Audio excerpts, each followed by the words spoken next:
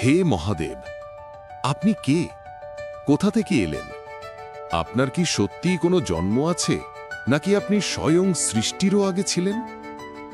এই প্রশ্ন যুগ যুগ ধরে মানব মনে জেগে আছে। ভগবান শিবের জন্ম কবে হয়েছিল? পুরাণ বলে, যে জন্ম নেয় সে একদিন নশ্বর হয়, কিন্তু শিব, তিনি অনাদি, অনন্ত। তার না কোনো শুরু আছে, না কোনো শেষ। ব্রহ্মা সৃষ্টি করেন, বিষ্ণু পালন করেন, আর শিব, তিনি শুধু ধ্বংসের দেবতা নন, তিনি সেই চেতনা যার ভেতরেই সৃষ্টি, পালন ও লয়ের তিনটি রূপ একসাথে বিরাজ করে।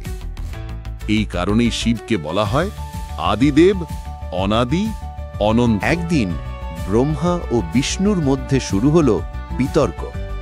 কে শ্রেষ্ঠ, কে সৃষ্টির মূল?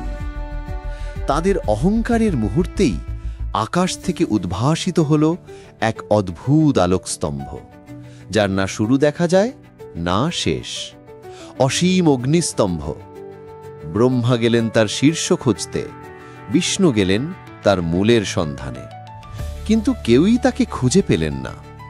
তখন সেই অগ্নিস্তম্ভ থেকে প্রকাশ পেলেন স্বয়ং মহাদেব শিব, অগ্নিলিঙ্গ রূপে, অসীম শক্তির, চেতনার এবং সত্যের প্রতীক হয়ে।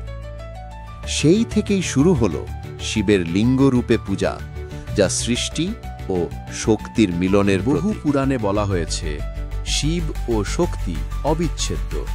যেমন আগুন ও তার জ্বালা আলাদা নয়, তেমনি শিব আর শক্তিও একে অপরের পরিপূরক।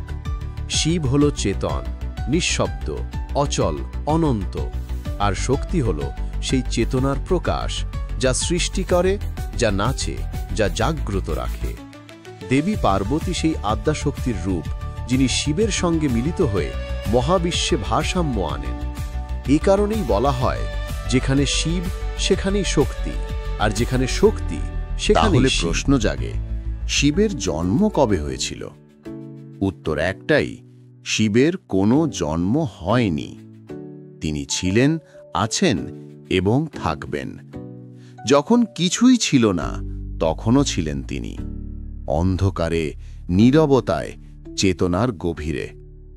তাই শিব কেবল কৈলাসের অধিপতি নন, তিনি আমাদের ভেতরের নীরবতার প্রতীক। যখন মন শান্ত হয়, যখন অহংকার বিলীন হয়, তখনই শিব প্রকাশ পান আমাদের মধ্যে। শেষে শুধু একটি শব্দ থেকে যায়, ওম নমঃ শিবায়।